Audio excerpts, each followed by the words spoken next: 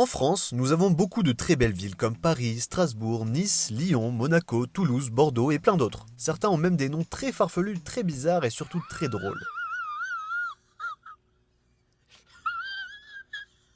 Et je peux vous garantir que vous allez pas être déçus après cette vidéo parce qu'il y a vraiment des pépites si je puis dire. Regardez, cette ville par exemple, Vatan. Je crois que c'est la ville la moins accueillante de France. Tu rentres et on veut directement que tu partes, c'est pas très sympa. Du coup, je vous ai concocté 10 noms de villages français assez insolites pour votre plaisir. Numéro 1, Anus. Ce petit hameau de Bourgogne qui sent bon la rose se situe à une vingtaine de kilomètres d'Auxerre, sur une commune regroupant 130 habitants.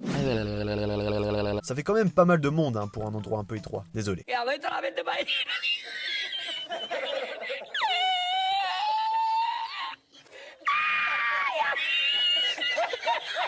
Ah ouais, en plus ils font des blagues et tout.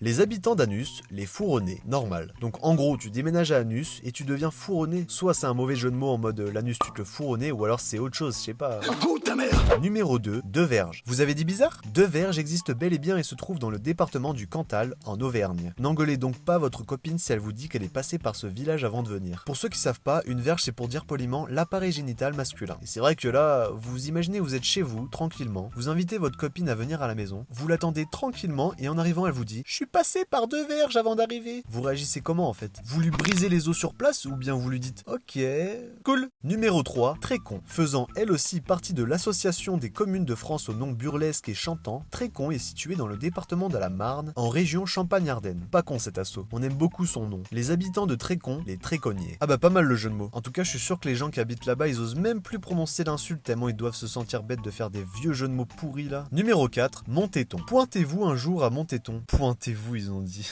Non mais franchement, ils ont un peu forcé là. Vous serez étonné de la douceur et apprécierez les formes de cette petite commune du Lot-et-Garonne en Aquitaine. Entre les pieds et la tête de la France, cette commune est un vrai petit coin de paradis. Les habitants de Montéton, les Montenay. Numéro 5, Bourré. Ne pas confondre entre rentrer bourré et rentrer à bourré. L'un est interdit, l'autre conseillé. Bourré se trouve dans le Loir-et-Cher comme dans la chanson de Michel Delpech. Pour info, cette merveille musicale se trouve dans notre top 50 des musiques d'apéro. Ah ouais, en gros, tu vas dans cette ville, tu croises que des beaufs bourrés avec des bidons à bière. Je veux pas d'un verre au bar, je préfère un tonneau, du Bordeaux, tout dans le gosio. Tellement que je me tape un cachot et je lui mettrai tout dans le berlingot. Allez. Les habitants de Bourré, on ne s'en rappelle plus. Attendez, ils s'en rappellent plus parce qu'ils sont bourrés ou parce qu'ils ne sont pas assez renseignés? Bonne question. Numéro 6, Condom. Situé sur la Baïse, qui est une rivière dans le sud de la France, Condom est la ville principale de la Ténazère, dans le G quoi. Non mais attends, c'est crade de ouf là. Alors pour ceux qui savent pas, condom ça veut dire préservatif en anglais. Ça se prononce condom. Voilà, je place cette info là, vous en faites ce que vous voulez. Il paraîtrait que les mecs en décapotable ont vraiment la cote là-bas. Ah ouais, ils ont vraiment fait fort avec les jeux de mots là. Les habitants de Condom, les Condomois. Numéro 7, Poil. Qu'il fait bon de vivre à Poil. Village situé à l'est de la Nièvre en Bourgogne. La municipalité déplore la disparition régulière des panneaux situés à l'entrée du village. C'est un poil lourd pour la mairie.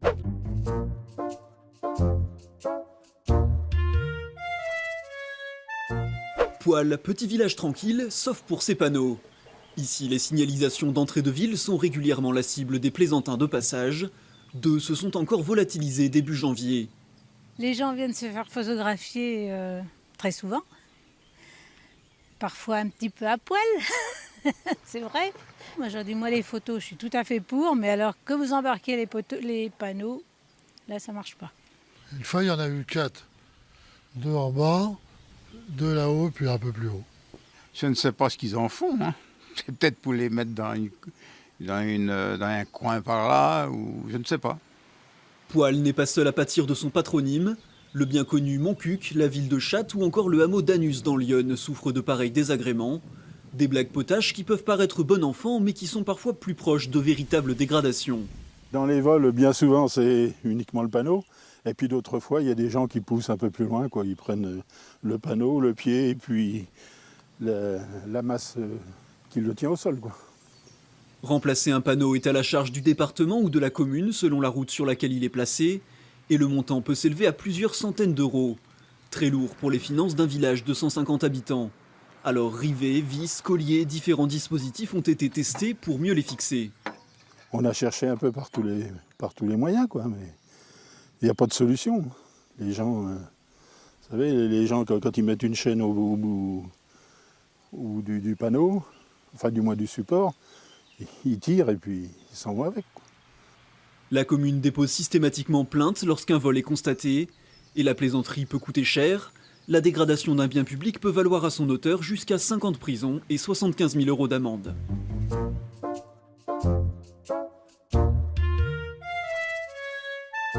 Les habitants de Poil, les Pixiens ou les Poilus. Non, franchement, en vrai, ça m'étonnerait même pas si on me dit que la ville est nudiste. Numéro 8, La Baffe. La Baffe est une commune située dans le département des Vosges, en région Lorraine. L'info qui claque, il n'y en a pas. Les habitants de La Baffe, les Argentois. Mais c'est pas logique du tout là en fait. Pourquoi ils s'appellent pas les Baffois tout simplement? On veut toujours compliquer les choses, c'est fou quand même ça. C'est comme si je vous disais que les habitants de Paris, on les appelait les Marseillais, ça n'a aucun sens. Numéro 9, Glandage. Plus qu'un sport national, c'est aussi le nom d'une commune située dans le département de la Drôme. Les habitants de Glandage, les Glandageois. En vrai, ça se trouve, le chômage, il est bien vu là-bas. Qui sait? Numéro 10, Montcuq. Rendu célèbre par Daniel Prévost, ce village du Lot est devenu une véritable attraction touristique. Pour les plus curieux qui ne peuvent pas s'y rendre, vous pouvez quand même respirer l'air de Montcuq qui est commercialisé en canette. Les habitants de Montcuq, les Montcuquois. Bon bah, finalement, on aura commencé par Anus pour finir avec Montcuq. C'est parfait. Du coup, bah, petite question pour vous. Quel pays avez-vous visité dans votre vie? Allez, faites-nous voyager un peu dans les commentaires là. Bon allez les abonnés, moi je vous laisse et je vous fais plein de gros bisous.